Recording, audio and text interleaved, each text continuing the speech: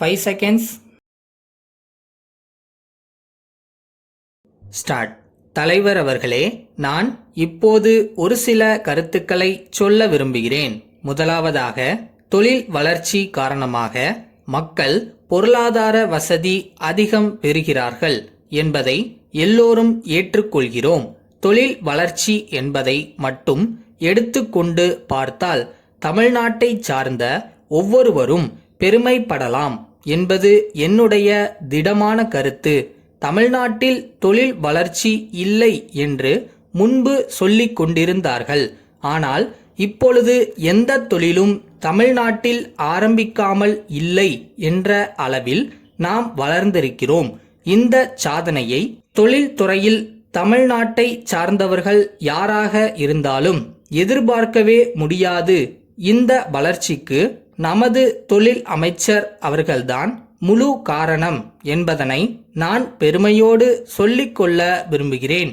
நிர்வாக திறமை எந்த அளவில் இருக்க வேண்டுமோ அதற்கு மேல் தனிப்பட்ட ஒரு தொழில் அதிபர் தன்னுடைய லாபத்திற்காக எவ்வளவு அக்கறையுடன் வேலை செய்வாரோ அந்த அளவுக்கு மாண்புமிகு தொழிலமைச்சர் அவர்கள் சிரத்தை எடுத்து கொண்டதால்தான் தமிழ்நாட்டில் தொழில் வளர்ச்சி வேகமாக ஏற்பட்டிருக்கிறது என்பதை எடுத்துக்காட்ட விரும்புகிறேன்.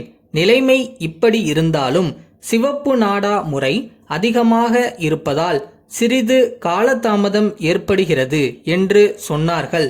அதற்கும் ஒரு நல்ல வழி கண்டுபிடித்து அதை மத்திய அரசு ஏற்றுக்கொண்டிருக்கிறது. இந்தியாவிலேயே செய்யப்பட்ட இயந்திரங்களை வைத்துக்கொண்டு இந்தியாவிலேயே இருக்கிற மூலதனத்தில் செய்யக்கூடிய தொழில்களுக்கு உரிமம் பெறும் முறையை வைக்கக்கூடாது என்று தைரியமாக முன்வந்து சொன்னவர்கள் அனைத்திந்தியாவிலே நமது தொழில் அமைச்சர் அவர்கள்தான் என்பது குறிப்பிடத்தக்கது. சேலத்தில் ஒரு தொழிற்சாலைக்கு அடிக்கல் நாட்டு விழாவில் அவர்களுடன் நானும் இருந்தேன்.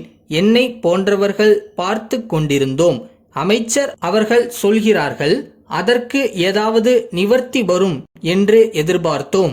அதை மத்திய அரசினர் ஏற்றுக்கொண்டு ஒரு குறிப்பிட்ட குறைந்த மூலதனத்துடன் இந்திய நாட்டில் உற்பத்தி செய்கிற இயந்திரங்களையும் இந்த நாட்டில் கிடைக்கக்கூடிய மூலப்பொருள்களையும் வைத்துக்கொண்டு தொழில் செய்வதாக இருந்தால் உரிமம் பெற வேண்டியதில்லை என்று சொல்லி இருக்கிறார்கள். இது மிகப்பெரிய முன்னேற்றம் ஆகும். அடுத்து, தொழில்துறையிலே இன்னும் வேகமாக வளர்ச்சி ஏற்பட வாய்ப்பு வேண்டும் என்று விரும்புகிறோம்.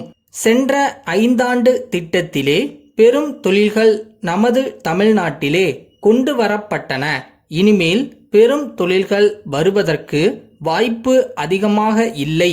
ஆகவே சிறு தொழில்கள் குறித்து நாம் அதிகமாக கவனம் செலுத்த வேண்டிய நிலையில் இருக்கிறோம். நமது மாநிலம் மிக பரவலாக இருக்கிறது. குடிசை தொழிலை நம்பிக்கொண்டிருக்கிறவர்கள் குடிசை தொழில் செய்வதாக இருந்தாலும் மின்சாரத்தை உபயோகித்து தொழில் நடத்த வேண்டிய நிலையில் நாம் இருக்கிறோம். தொழில் வாய்ப்பு என்று சொல்லும்போதே மின்சாரம் ஞாபகம் வந்து விடுகிறது. ஜனவரி பிப்ரவரி மாதம் வந்துவிட்டால் இந்த வருஷம் மின்சார குறைப்பு வருமா என்ற பிரச்சனை எழும்புகிறது. இந்த பிரச்சனைக்கு ஒரு நிரந்தரமான நிவர்த்தி கிடைக்க வேண்டுமென்று என் போன்றவர்கள் விரும்புகிறோம். தொழில் வளரும் எந்த நாடாக இருந்தாலும் இதற்கு ஒரு நிரந்தரமான முடிவை எதிர்பார்க்க முடியாது என்பது எனக்கு தெரியும். இருந்தபோதிலும் வளர்ச்சிக்கு உகந்த முறையில் மின்சாரம் அதிகமாக வர வேண்டும். நமது மாநிலம் இதர மாநிலங்களை விட மின்சாரத்துறையில் முன்னிலையில் இருக்கிறது. எனினும் மின்சார உற்பத்தி நிறுவனங்கள் இனிமேலாவது புது வழிகளில் மின்சாரம் உற்பத்தி செய்ய கவனம் செலுத்த வேண்டும். அணு மின்சாரம் என்னும் போது விலை அதிகமாகும் என்கிறார்கள்.